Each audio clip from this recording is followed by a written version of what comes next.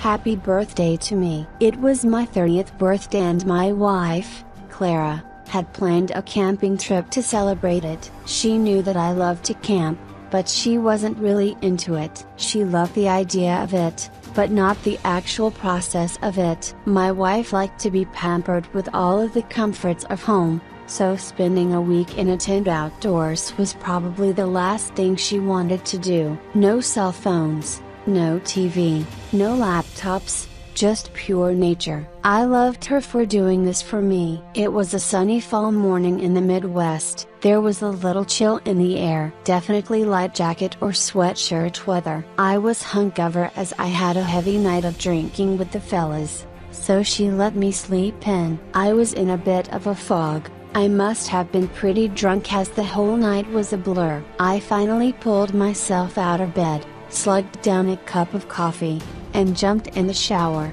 As the water poured over me, I felt so relaxed. I had hoped that this trip together would help our intimacy. My wife and I worked a lot of hours and I traveled a lot. We were both busy people, but it seemed like she kind of stopped trying. We loved each other very much, but sex was another story. I heard the shower door open and there was my wife, stark naked. I noticed that she had dyed her hair bright red, got a couple of new tattoos, and a belly button ring. There was no talking, just heated and passionate sex. I was in complete amazement. This was completely out of character for her. Spontaneous sex just didn't happen anymore. She was a very successful real estate agent and always very professional. I hadn't seen that side of her since we started dating in college. After the impromptu rendezvous in the shower, we quickly began getting ready for the day. I packed our gear and loaded the car. After patiently waiting for my wife to finish getting ready, I gave the horn a little tap to let her know I was ready to leave. Seconds later,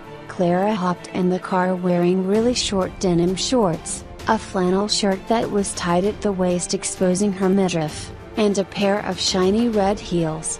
She looked like a pin-up model. Keep in mind, I had only seen my wife not in a dress only a handful of times in the 10 years that we had been married. The sex, the hair color, the tattoos, the piercings, the outfit is all of that for me.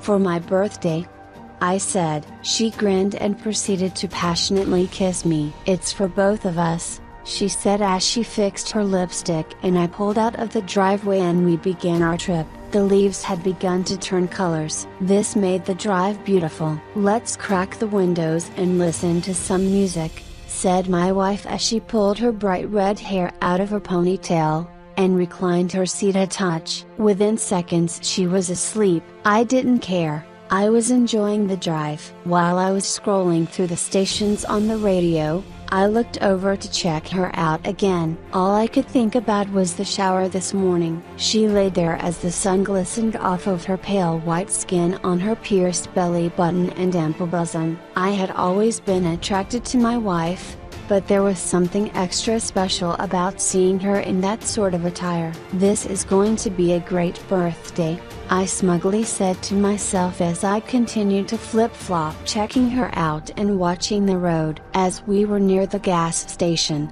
the song on the radio was cut short and interrupted with a news bulletin. This just in. Another murder has been reported in Ottawa County at 10:55 a.m. This is the 30th reported this morning. The local police authorities currently refuse to comment, except they ask that they are investigating and ask that Ottawa County residents please stay inside, lock your doors and call them if you notice anything strange. Honey, did you hear that? I said to Clara as I pulled into the gas station to get some ice for the cooler. She mumbled as she turned her head and went back to sleep. I proceeded to go in and get the ice. The clerk looked at me strangely as I swiped my card. What's his problem?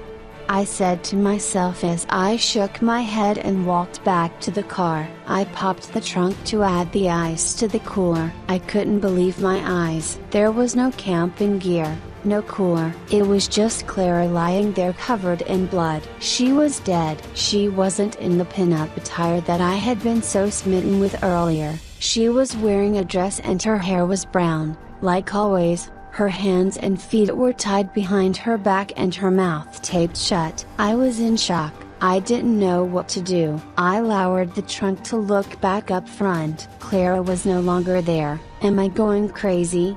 I said to myself as I examined the body again. I ran back into the gas station to get help, but the guy at the counter was also dead. His throat had been cut and he had bled out all over the counter. What is happening?